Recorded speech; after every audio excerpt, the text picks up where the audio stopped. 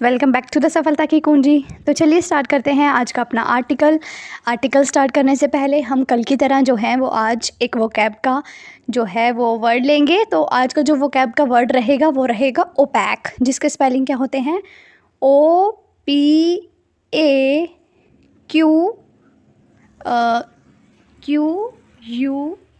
तो ये जो है आज का वर्ड रहेगा ओपैक, जिसका जो मीनिंग है आपको नीचे कमेंट बॉक्स में लिखना है। और अगर आपको नहीं मीनिंग इसका पता तो आपको जो ये आर्टिकल है वो ध्यान से सुनना है। इस आर्टिकल के अंदर ही जो है ये वर्ड आएगा और वहीं पे जो है वो मैं आपको इसका मीनिंग बताऊंगी।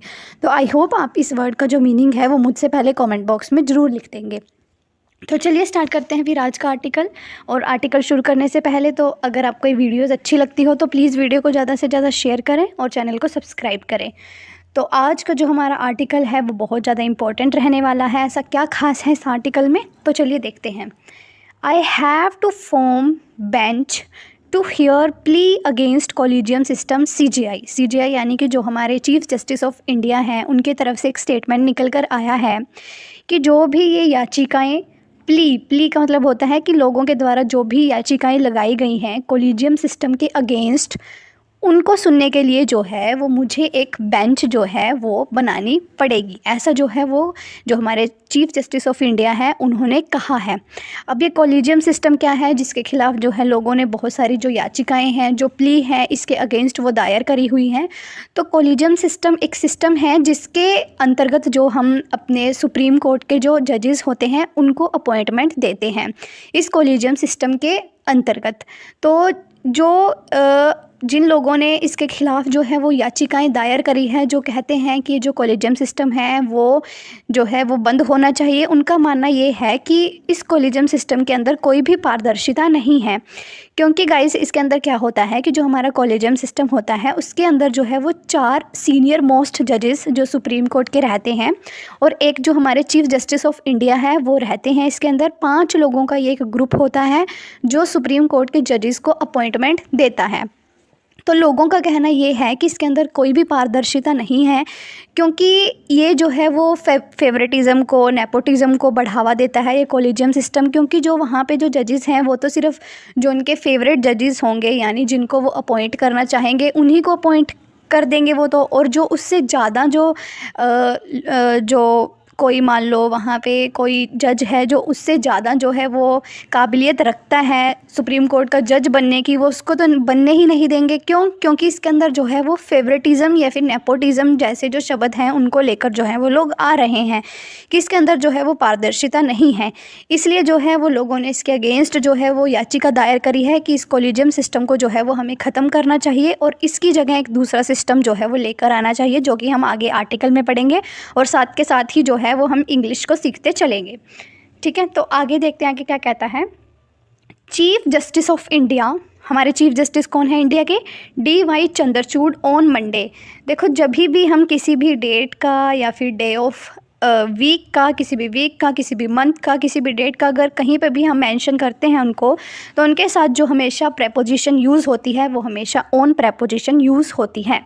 तो जो चीफ जस्टिस ऑफ इंडिया है यानी कि जो DY चंद्रचूड़ हैं, ऑन मंडे को सेड, उन्होंने कहा he would have to constitute, उन्हें जो है वो कंस्टिट्यूट का मतलब होता है कि एक निर्माण करना पड़ेगा अ bench of the supreme court में से कुछ जजेस की जो है वो एक बेंच को बनाना पड़ेगा। बेंच का मतलब होता है कि एक सभा, ठीक है, पर्टिकुलर पर्सन्स की एक सभा जो है वो इनको तैयार करनी पड़ेगी। टू हियर ए पेटिशन को सुनने के लिए, पेटिशन का मतलब है याचिका को सुनने के लिए। सीकिंग का मतलब है जो लोग चाहते हैं an end of the collegium system, जो लोग ये चाहते हैं कि जो एक कॉलेजियम सिस्टम जो भी वर्क कर रहा है सुप्रीम कोर्ट के जजेस को अपॉइंट करने के लिए, जो लोग चाहते हैं कि इसका एंड हो, उनकी प्ली को सुनने के लिए जो है, उनकी पेटिशन को सुनने के लिए जो CJI है उनको एक बेंच जो है वो बनानी पड़ेगी।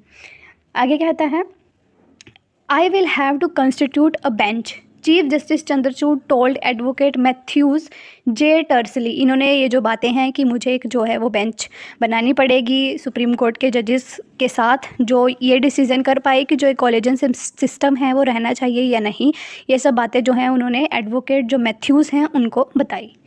आगे क्या कहता है, मिस्टर ये जो मैथ्यूज़ हैं has been repeatedly over the past several month.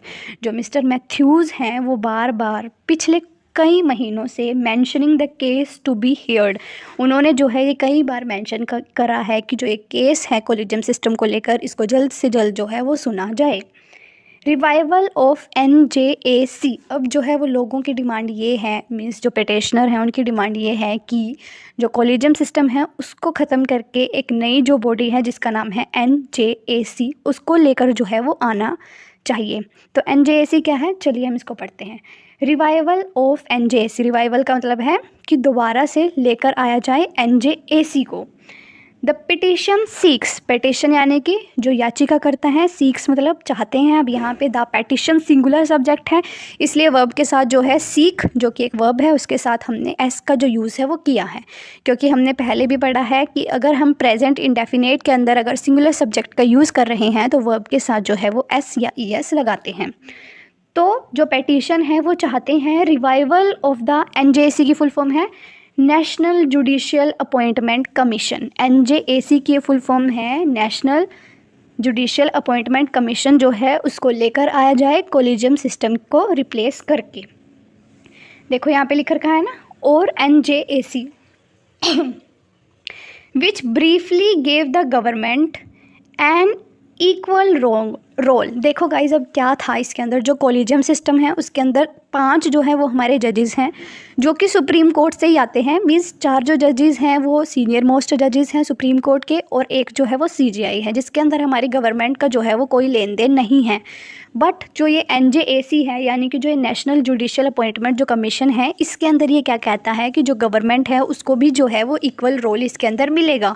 यानी कि जो गवर्नमेंट का रोल है जजेस को अपॉइंटमेंट देने में, वो इस NJAC के अंदर जो है वो आ जाएगा। देखो यहाँ पे इसने लिखा है ना विच यानी कि कौन, NJAC briefly gave the government an equal role. जो NJAC है इसके अंदर गवर्नमेंट को एक इक्वल रोल जो है वो मिल जाएगा along with the judiciary in the appointment of judges, जजेस को अपॉइंट करने में, to the constitutional court before it was struck down by the supreme court in 2015। देखो जो ये NJAC है इसको जो है वहाँ पे रिवाइवल शब्द का यूज़ किया गया है कि इसको जो है वो पुनः लेके आया जाना चाहिए। इसका मतलब ये पहले जो है वो लेकर आया जा चुका है, इसलिए तो इन्होंने रिवाइवल वर्ड का यूज़ किया है।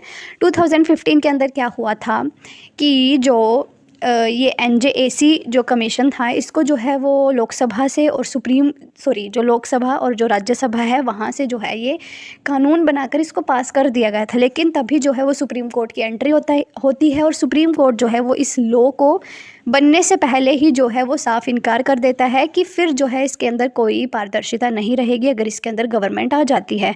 तो इससे ये रहेगा कि अगर जो है NJAC अगर लेकर आए तो इससे ये होगा कि जो गवर्नमेंट है उसका रोल भी जो है वो इस अपॉइंटमेंट जो करते हैं जजेस की उसके अंदर आ जाएगा। यानी कि जो हमारी जुडिशरी है उसके अंदर भी जो है वो गवर्नमेंट अपने जो फेवरेट लोग हैं उनको बिठा पाएगी। ऐसा जो है वो मानना था सुप्रीम कोर्ट का, उनका बोलना था कि जो फिर हमारी जुडिशरी है वो इंडिपेंडेंट नहीं रहेगी। इसलिए जो है ये 2015 में NJAC को जो है वो रद्द कर दिया गया था। लेकिन अब फिर से जो है इसकी मांग उठने लगी है। The petition was filed early last year. जो ये पेटिशन है, जो याचिका थी, वो लास्ट ईयर जो है वो फाइल करी गई है। एमिडेस्ट का मतलब होता है के बीच में the verbal attack by then law minister Kiran Rijiju on the collegium system calling it OPEC.